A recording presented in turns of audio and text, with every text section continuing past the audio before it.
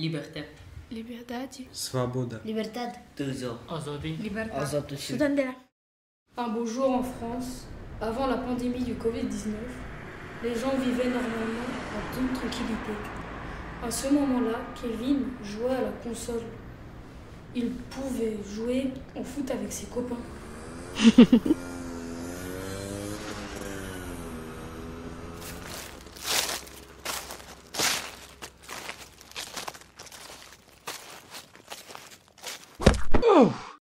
En plus, il y a une guerre. Tout le monde perd confiance en soi.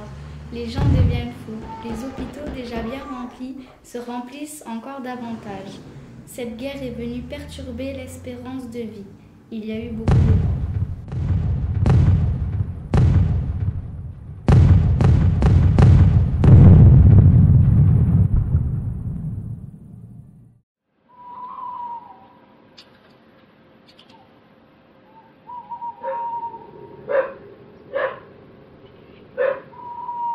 À ce moment-là, les gens paraissent se rendre compte de la possibilité de mourir, alors même que nous le savons depuis toujours.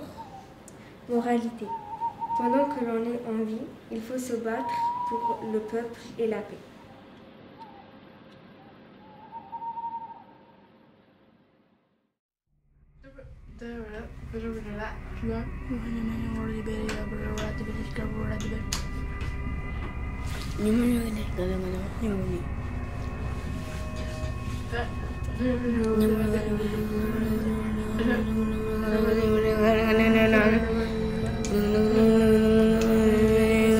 La grande disparition de l'énergie. Tout le monde pense qu'il y a toujours eu de l'énergie sur la planète Terre et qu'elle est éternelle. En plus, on gaspille beaucoup trop d'énergie pour des choses ou raisons inutiles. Par exemple, laisser la lumière allumée, laisser la télé et l'ordinateur allumés, en prenant des bains, en laissant couler l'eau, les gouttes coulent toute la nuit. Quand soudain, la lumière et tout ce qui fonctionnait avec de l'énergie s'éteignit. Toute l'eau déborde des circuits pour se répandre. Mais un petit groupe de scientifiques avait travaillé en secret car ils pensaient que l'énergie avait une fin.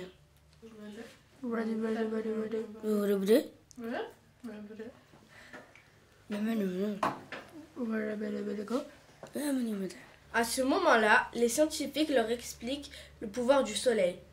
Le soleil est assez puissant pour créer une énergie. On se rendit compte que de micro-énergies existaient aussi. La pluie, la chaleur de la terre, l'énergie créée par la lumière de la lune, la cire des abeilles qui créait les bougies, le bruit des vibrations du fer et du métal.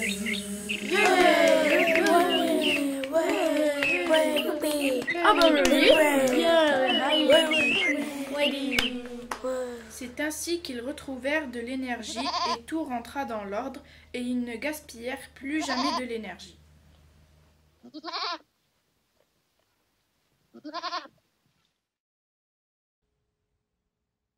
Égalité. Igualdad. Bidda. Égalité. Равенство. L'homme vient proposer dans l'enrichisseur aux gens, vient chez les plus pauvres pour partager avec ses œuvres. La semaine dernière, on a croisé un artiste de rue dans un quartier très pauvre qui faisait des sculptures et des peintures abstraites. Il proposa ses œuvres gratuitement. En réalité, cet homme était connu. Ses sculptures étaient présentées dans les plus grands musées de Paris, dans tous les jardins publics. Une dame, sans hésiter, reconnaît cet homme et prend la sculpture d'un homme qui crie. Et figurez-vous que cette femme avait vécu une situation similaire. Elle reconnut sur la sculpture le visage de son propre père. C'est ainsi qu'elle se mit à crier de joie et l'artiste était heureux que son art permette de partager des émotions, des moments de vie, des humeurs, le portrait de gens qu'on aime et que l'on a connus. L'homme était heureux d'avoir rencontré cette femme qui comprenait son art, même chez des gens qui ont peu d'argent. L'art se présente à tous, il est universel.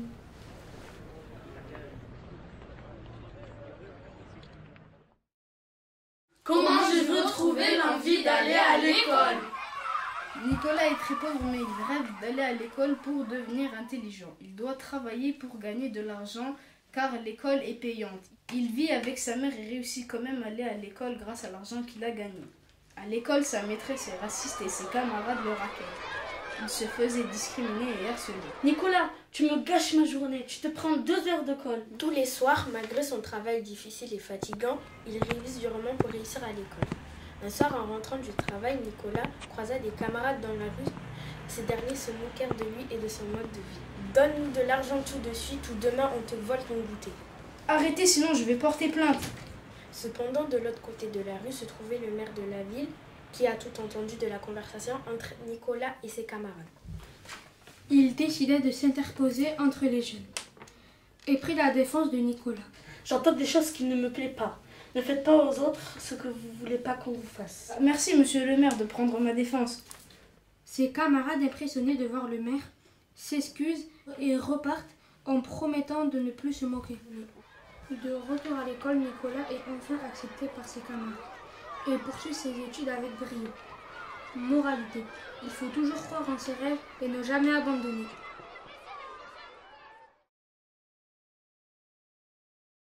Fraternité. Tinka. Bratstvo. Fraternidad. Fraternita. Braveri. Fraternidade. Quand nous n'étions pas encore nés, la nourriture était vénérée comme un dieu parce qu'elle était très rare. Dans le pays de la Jacophonie, ils ne mangeaient que ce que la nature leur donnait. Des fruits, des végétaux, des racines, ils étaient végétariens.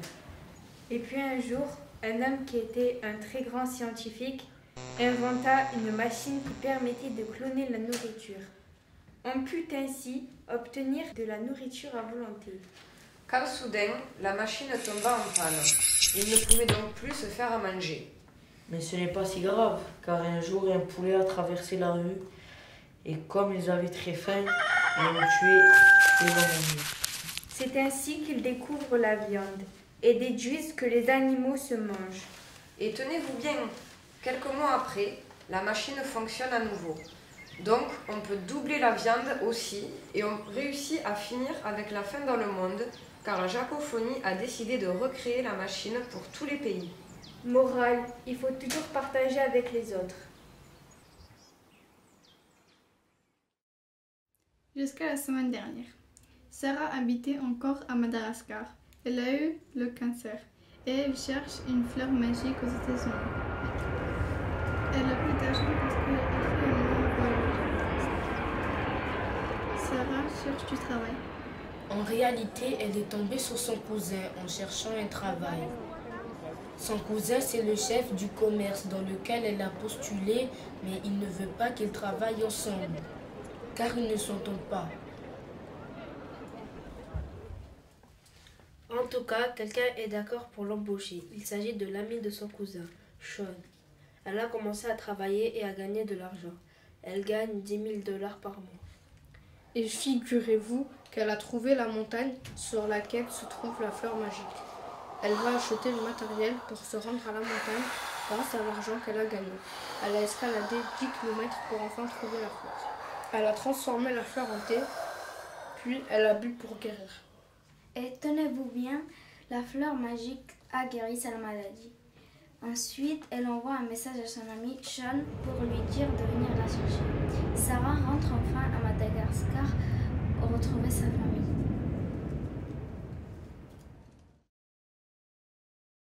J'habite avec 100 personnes et on est heureux. La semaine dernière, il y a eu cette grande fête dans la maison de Brittany. C'est une fête d'intégration pour les nouveaux élèves. Le soir, les gens discutaient et dansaient.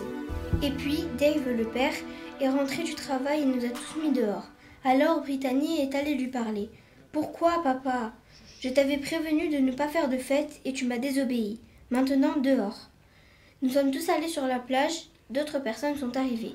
Alors voilà, on est 150 personnes, il y a de la musique, de la nourriture et même une mini-scène au centre de la plage. Comme par hasard, la pluie s'est mise à tomber.